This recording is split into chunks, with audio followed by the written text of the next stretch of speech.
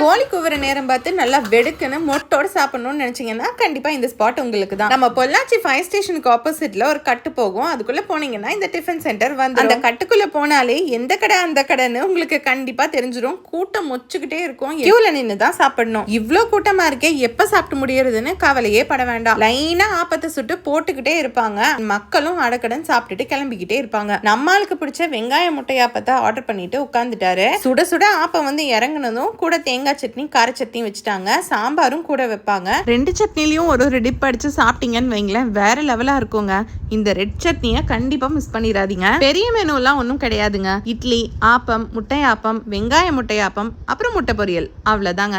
2 சட்னி, ஒரு சாம்பார். இதுக்கு தான் அவ்வளோ கூட்டமும் வருது. கையில கண்டிப்பா காசு எடுத்துட்டு போயிருங்க. ஏன்னா ஜிபே கார்டுலாம் இங்க போட முடியாது. சாப்பிட்டு நாம தான் இலையை கொண்டு போய் குப்பையில போடணும். அபி கை கழுவுற நேரத்துல நான் என் பார்சலை வாங்கிட்டு கிளம்பிட்டேன். இந்த இடத்துல நீங்க ஆல்ரெடி சாப்பிட்டு இருந்தீங்கன்னா கண்டிப்பா கமெண்ட் பண்ணுங்க. தெரியாதவங்களுக்கு ஷேர் பண்ணுங்க. டாடா.